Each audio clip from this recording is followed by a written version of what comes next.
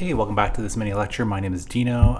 It's titled Raising Toxic Masculinity, Gilette's The Best Men Can Be campaign. So I'll start off with the ABCs of CSR advertising. Gilette's Best Men Can Be campaign is an example of what people call in professional communications CSR advertising. CSR is corporate social responsibility. What specifically is CSR? Here's a long quote. It's broken up into two parts. It's a management concept whereby companies integrate social and environmental concerns in their business operations and interactions with their stakeholders. It's generally understood as being the way through which a company achieves a balance of economic, environmental, and social imperatives, and the last three are what people call the triple bottom line approach. We believe the best men can be was what was it specifically? It's a digitally released short film. The date of it was the ad campaign was launched and released January 2019. The basis of it was a classic Gillette slogan, "The best a man can get," which has been around for quite a while. And the main content of it, which was the most provocative part, was negative behavior by males, including bullying, sexism, sexual misconduct, and toxic masculinity, among other sort of related themes. It had a really good the campaign in terms of it had a really good social reach. In terms of engagement, the ad increased Gillette's social media conversation by 11,722%, which I think is pretty good.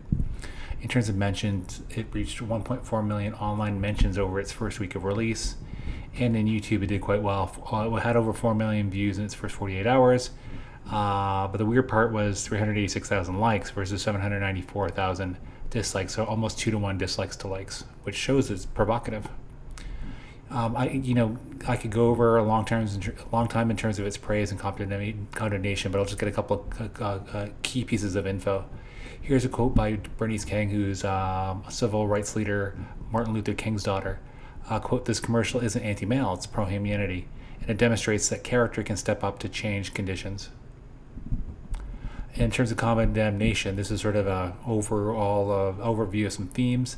It dealt with virtue signaling by a company that does not care about the issue. That's what people who criticize it thought. They think the ad campaign is emasculating, and it implied that men were harassers or violent thugs. So, some obviously different interpretations of the same content. In terms of a benefit of the ad, it did sort of receive research, endorsement by APA, American Psychological Association. Here's a quote from Jared Skillings from the APA. Quote, "Socialization for conforming to traditional masculinity ideology has been shown to limit males' psychological development, constrain their behavior, result in gender role strain, and gender role conflict, and negatively influence mental health and physical health." So that's a lot of negative connotations.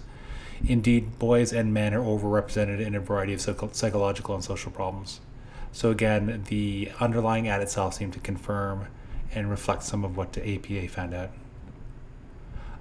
The ad was successful, obviously, in terms of its engagement, and it was followed up by a later campaign called My Best Self, which is a hashtag.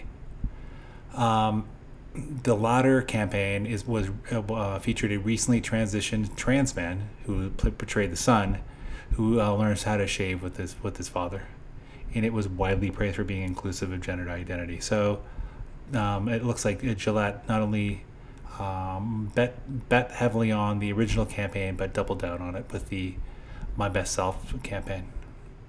So in terms of a conclusion from the We Believe the Best Men Can Be campaign, similar to the Dylan Mulvaney Bud Light campaign that I've discussed in other places, values-based campaigns can become viral for both good and bad, like the Dylan Mulvaney and this Gillette ad.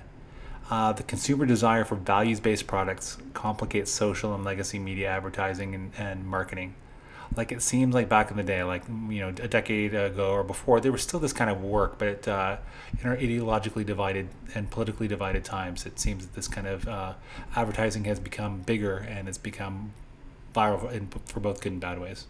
And as a result, strong pro and anti-product sentiments help virality, but they challenge the brand perception. So at the very least, there's a lot of engagement for this ad campaign in Gillette, but people's perceptions of the brand have been challenged. That was Raising Toxic Masculinity, Gilette's The Best Men Can Be. My name is Dino. Thanks for watching. Please feel free to like this video. Please feel free to subscribe to this channel. And please feel free to comment below. Thanks for watching.